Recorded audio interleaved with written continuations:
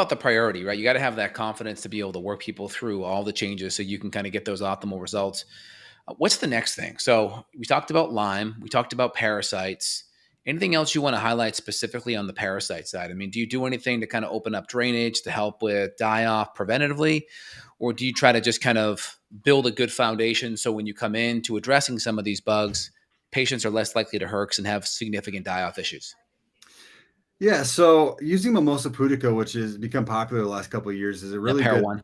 the para one, yeah. It Yeah. can grab hold of whole-sized parasites, help to pull it out so that when they die, they don't just decay and let out all the toxins from inside them into your body. They can actually Yep. carry 6 to 8 times the body weight, their own body weight.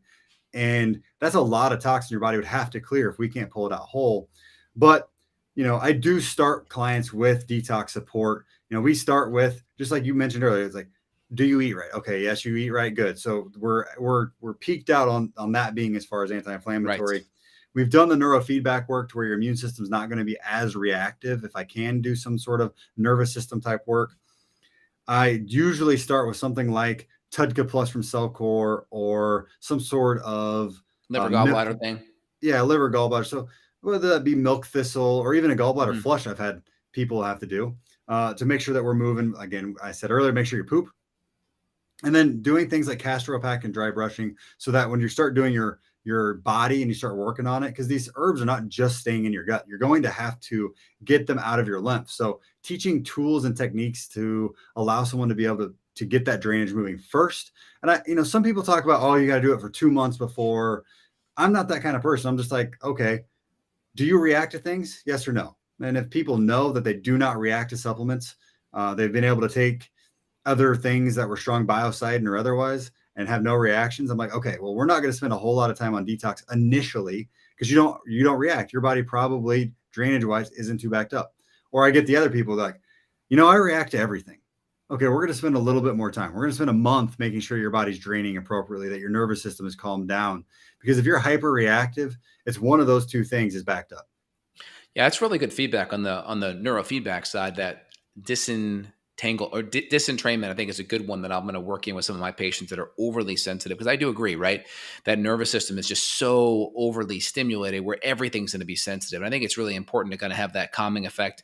And that's good that you added multiple drainage kind of modalities to help improve kind of things moving. What about a whole body vibration? You thought about that? Do you incorporate that at all? I don't incorporate that a lot just because I feel like that's a little bit harder for a person to have or get to. I love it. I mean, a few of my clients have vibe plates at home and it's awesome, or they Yeah, find a clinic that they can go to and do it. Another reason why I said castor oil pack or dry brushing first is because, to be honest, they're cheap, cheaper, easy, easier. and anyone can Yeah. do it at home. That's good. And so when you do dry brushing, right, it's kind of a light stroking. Are you trying to go back to the heart? Is that kind of the goal Mhm. to kind of keep that circulation moving? Yeah, it's always take it back toward the heart. I actually have a video and a guide that I give to people when I recommend it, just so they know what they're doing. Because there's actually like the drainage ducts that are a little bit more out in your pecs that you're trying to go to, and then you actually drain the pecs out to those. But the rule of thumb for me for most of the time is just brush straight to the heart. Yeah, that's good.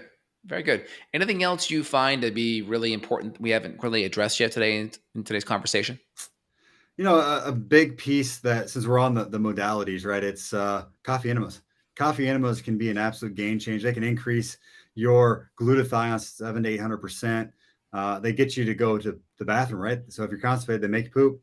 So those have been a really big tool for me just to get people moving. Yeah, it's funny. I think of Dr. Bob Rakowski, a good friend of mine. Best part of waking up is Folgers in your butt. That was his it was his saying for a while. So that's a good one. Excellent. Anything else, Yeah, man? that's the majority of the fun stuff, right? That's the big topics right there. Very cool.